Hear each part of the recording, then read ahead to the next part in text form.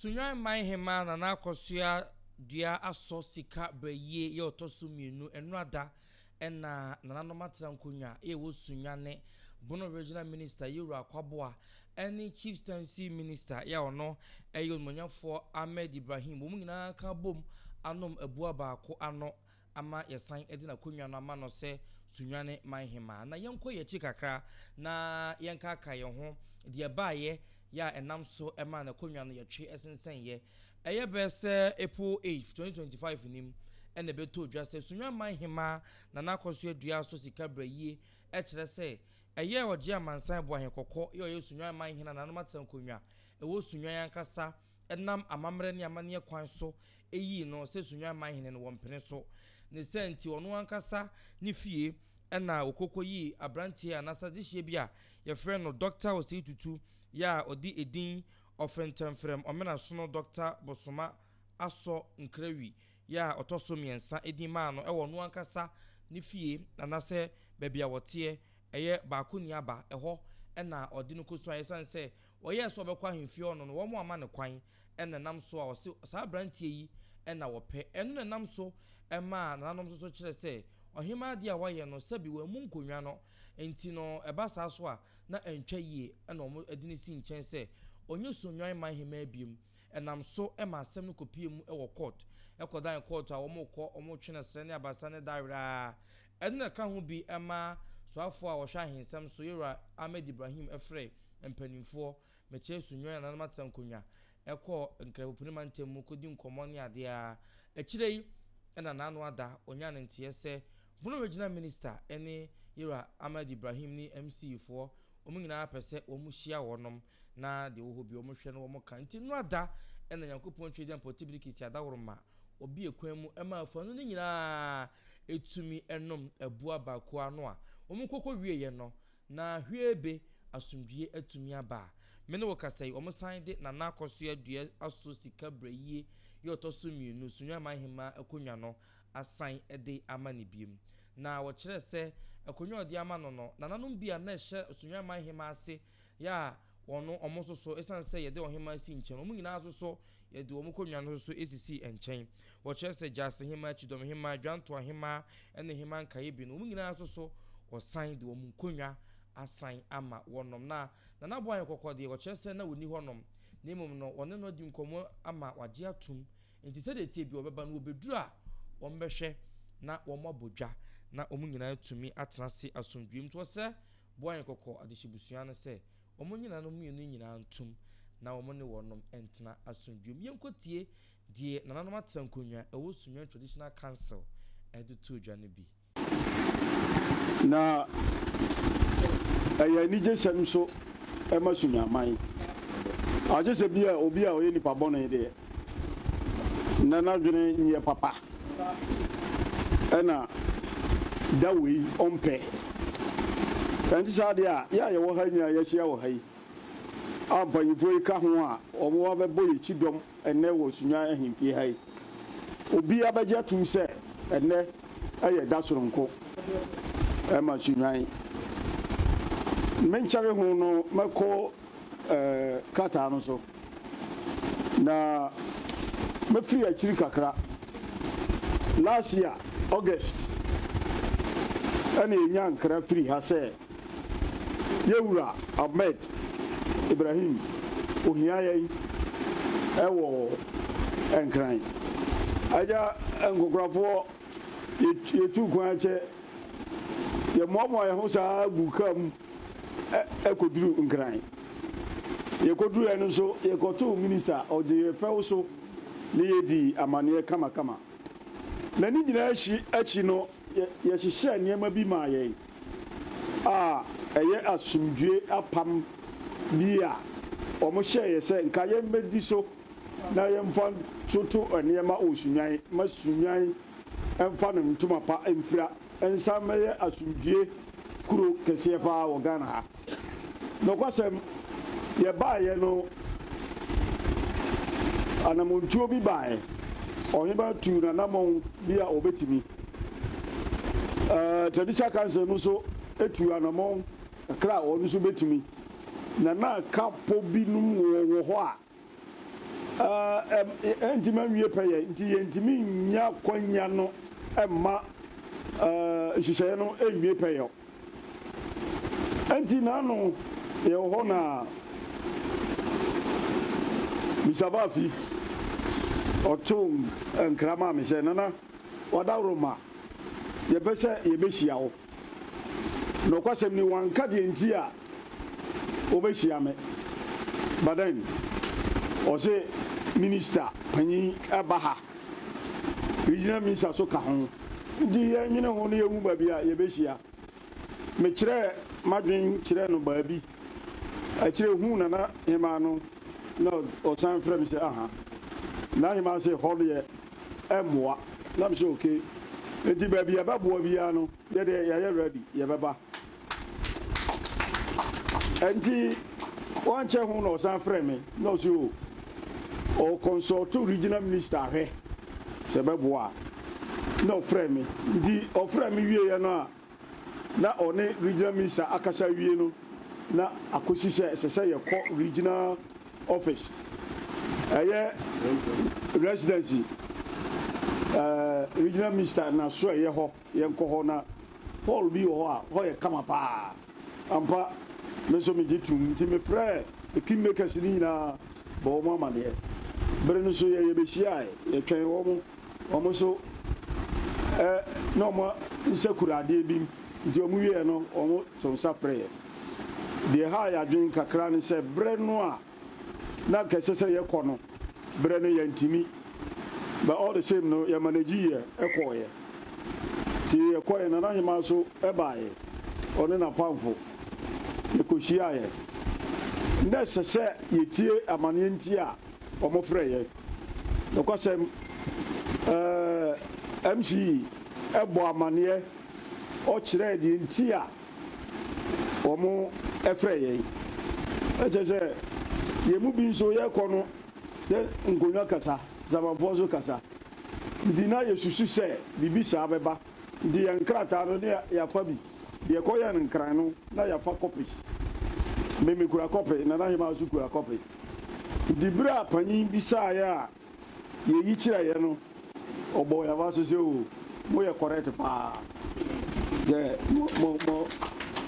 modwene saa nsɛm no koraa nsa na yɛne mu bɛhyia yi ampa yɛde hyehyɛ so no na yɛsɛ sɛ yɛyi nsɛm no maako ade no road map no ɛyɛ items 10 maako du na yɛsɛ yɛfa no nyinaa maako in fact panyimfoɔ yi to ɔmobɔ ase nyaa yɛ ho abotrɛ ɛma yɛfa no maako deɛ na ɛdi kan ɛyɛ kwan a traditional council for that matter Sunyani yɛde buo ne nidie a ɛsɛ pata bɛma ɔhema na afei nso na konwa no a yɛbutu no yɛbɛsan apagya asi hɔ enti ɛno ne yɛde hyehyɛ so ɛdi kan wɔn to maayɛ no na kyerɛ sɛ yɛntimi a anyɛ ho hwee ɛfiri mmere no a mofrɛ yɛkɔsi naano a yɛhyiaeɛ no traditional council saa dwumadie no yɛnyɛ ho hwee wohwɛ ma na ɛyɛ dwumadie mmiɛnsa buo ne nidi a yɛde bɛma no ɛne gye a yɛbɛgye no atom sɛ ɔyɛ ɔhema deɛ no yɛkeka ho nsɛm a na yɛ maame no yɛnyɛ adwene baabi ɔse daabi ɔnyi ni sɛ yɛgye no tom saa bɛde yɛkan yɛ mpanyimfoɔ no ba mu kan ɛma biribiara ɛtɔ yie kama na anka sɛ na konwa butuo no enti deɛ na ɛwɔ mu ne sɛ a na ama no kyɛ a yɛma mpanyimfoɔ ɛtiɛ ne sɛ ade no amammerɛ ka ho yɛbutu akonnwa a yɛmpagya nsi hɔ prɛko pɛ ɛsɛ sɛ yɛyɛ amammerɛ ne amanneɛ mpanyimfoɔ so ma yɛte yɛ sɛ okay wɔn ne yɛyɛ adwene na mmom yɛnkɔyɛ na yɛmfa no nsi n'adwa so na yɛwie a akyire no amammerɛ ne amanneɛ bi wɔ hɔ a wɔn ankasa koraa bɛsɔ yi sisi ama yɛayɛ ndi mmɛma wɔn pɛ a ɔsaa asɛm no nti yɛwie na sɛ and as ya Juma or him out in one say, yes, say, and when you moon, she say, and ne compia so, to see Shia, na yede or hima ega emano. And they may call Brofonuno. Also, it has been agreed that until the final determination of the substantive chieftaincy matter at the Brun Regional House of Chiefs, the rightful occupant of the Sunyani Paramount stool is, or therefore, Ojia Mansai Boy in Koko the second. Adia, Payinfono Ma Yeti Asiane say, Kosimra, Asemna, a Wabunu Regional House of Chiefs, Yabeka Semla Vieno, Yenina Jitum say, Ojia Mansai, one Kokotosu Minu, on a Yesunya Mahene. Madame Vina Kausikapu, and you can't be. After the Tosubium said, the Traditional Council has reinstated the paramount queen mother of the Sunyani traditional area, Nana Akosia Dia Aso Braye II, with immediate effect. Sika Mo Manti Nana Akosia Dia Aso Sika Braye II. Nana, I'm correct. Fine. And he also the whole Sunyani, every neko with the immediate effect, every year. Yes, I Pajana Kunyano. Adi Amano, say on a year, Sunya Hima Bako pet, one pet, dear Nihobium. And you know also that you are open and honor to honor. And he, yeah, come kind of, or say, in the light of this, the whole Boankoko royal family of Sunyani is therefore entreated to recognize or therefore Ojia Mansai Boankoko II and Nana Akosia Dia Aso Sika Braye II as the paramount chief and paramount queen mother of the Sunyani traditional area respectively. And the woman said, Nam Shishaya, Shisha Yeniti, a percent Nana Boankoko, Adishibushia, a Wosunyaha.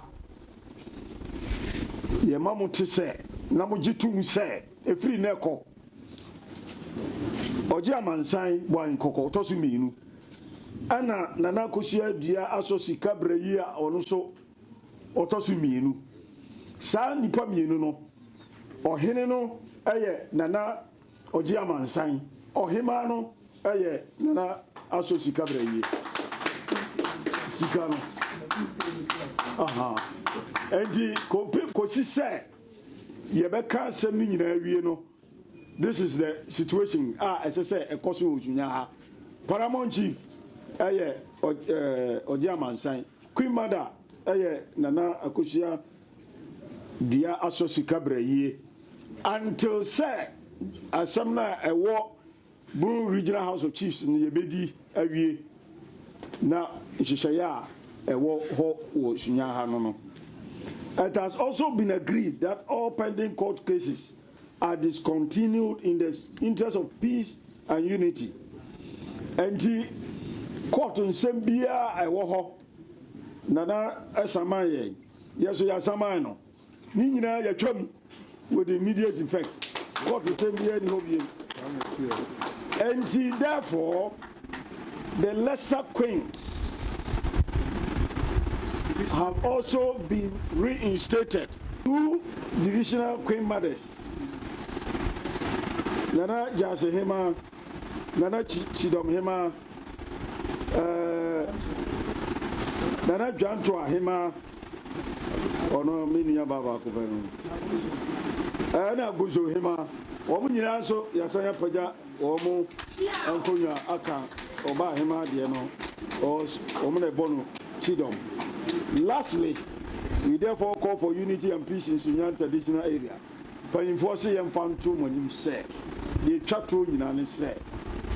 Monshe, Bible says, Monshe fa yes, say, and you are no and Tim by a pay. Now, what do you want to come?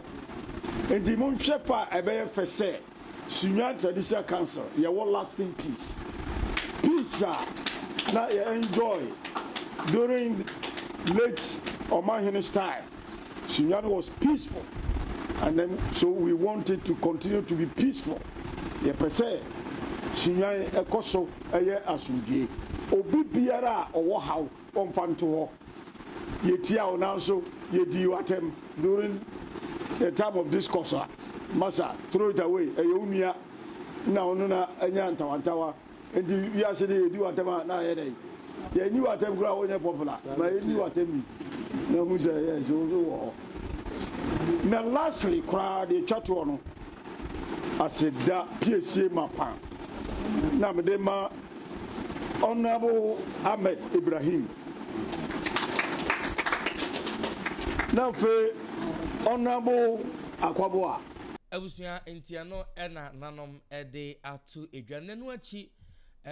bono regional minister ya Yura Akwaboa Joseph Akwaboa ekire se ono kwa de nka hinsam de sabi nkenka ne ho nanso so Yura Ahmed Ibrahim na dom no ena omodi asem no achi ama sumdwe tumi aba entiane de pa o se de oda obeda esanse sunyan asem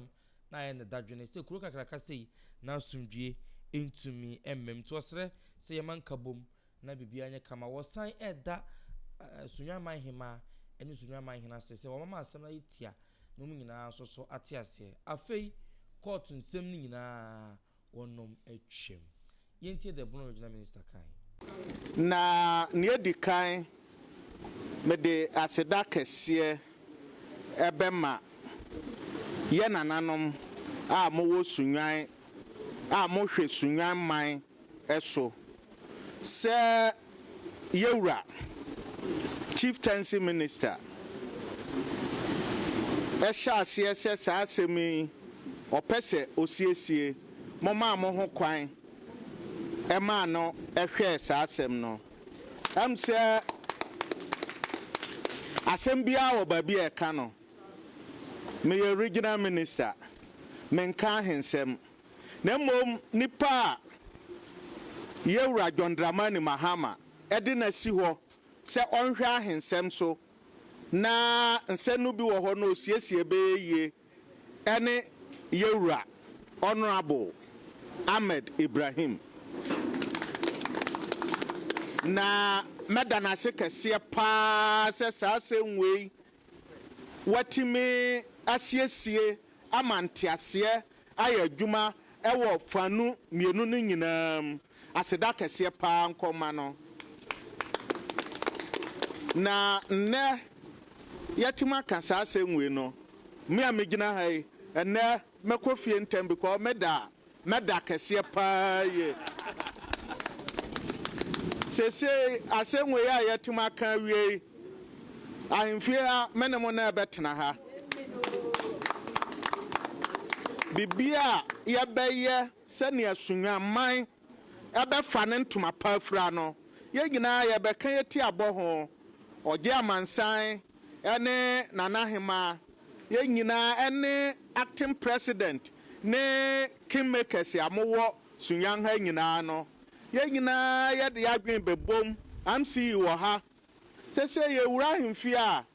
chest out ye busi so saa ne ye wura because asembia ni obio ye da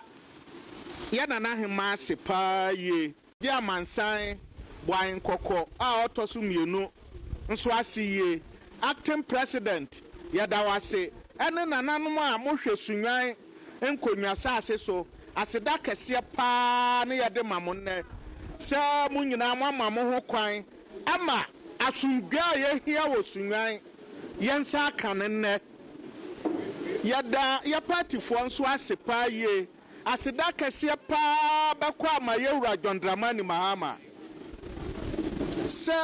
obaye ahensema ema asungwe ma Ghana ha no ohwe se obesiesie ni nyina na asungwe aba Ghana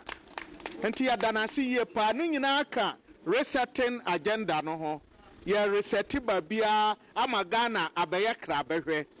na maka ne se ya wie mesra abusua no se momye nyina yenka ye humom sunyan yahin kroni sunyan enti awose nyina ya hwese sunyan bekoso sunyan koso abroman akoso yɛyɛ bibia yɛn nyinaa bɛtuma ka bom ne yɛayɛ ne yɛnim sɛ yɛpia firi dan wɔ mu yi ahemfie ha sɛsi yɛn nyinaa yɛaka yɛn ho abom ɔhene yɛ ɔhene hema yɛ hema na yɛn nyinaa yɛtu anammɔn ama Sunyani atu mpɔn Sunyani afa ne ntoma pa afira yɛbɔ mpaeɛ sɛ nipa bɔne a asɛm a yɛbɛka no wɔ ha yi ɔbɛpɛ sɛ ɔbɛsɛe no deɛ yɛtwe no kɔ akyirikyirikyirikyiri na menim sɛ yɛtumi ayɛ saa bibi wɔ yɛawie no ɔgye amansan ba a yɛbɛbɔ dwa na n'ahema te hɔ ɔgye amansan te hɔ na yɛn nyinaa yɛadwene Sunyaman ho yɛwie a ne yɛasan de dance yɛsi so ne yɛn nyinaa yɛasa ama no ayɛ fɛ meda mo ase bebree. Yewa Joseph Akwaboa ena yete ne nka no nti abusuafoɔ me no kasa yi de Sunyani nsɛm ɛma no homene so ya wo mo aka last year nim court nsɛm omo kontokwa ahemfie yekobu punani yeyese ni nyina no afei de Sunyani man hema agye oje amansan boy kokɔ atum sɛ ɔde ɔno ntena konwa no so nti de ɔkɔyi no ɛde ne bae no ɛde sisi ade onka ho biem ɛna afei so akyiri no yɛsan poti sɛ abrante foforo bi so abusua no mu bi so koyi wɔ no so de bae sisi ade anom nyinaa tena ase ama mpanimfo abam ama sisi de yɛsɛ ɔgye amansan boan kokɔ ɔno ɛna ɔyɛ mprempren Sunyani man hene ɛna ɔhema enso so yɛ na nakɔsoa dua asɔ sika brɛyia na no mo kyerɛ sɛ ɔmbɛyɛ amammerɛ na mane ɛsɛ fata ɛhyɛ sɛ konwa no yɛyu no efiri oto a ɔwɔ sɛ ɛsa amammerɛ biom na ɛsan ɛde odin ɛto so nti afei ɛna nom ɛyɛ amammerɛ na ɔmode akonwa no asan ama ne biom na watoa so ahwɛ kuro no nti abusua na ɛno ada de siye ɛwɔ Sunyani enso so ɛno no sɛ ya ne ɛpɛ no asundwe mu na bibia tumi akoyi yɛ nyinaa yɛ adehye ti akonwa to a na ya to yɛ bo aha ADUMASA TV opesi yɛbɔ odweton de hu dawuro ma wa na wɔde aba yɛbɛyɛ na kama ɛde ama wo oyi kai bitters ya no pebi so anonom na bibia akoyi ɛde ama wo abrante power online ne je fidi na chi ochimchim na furuma ɛde ɛma yɛ medin ya tesem ne kwaku yɛma mumo ɛne hwa ɛnyado makramo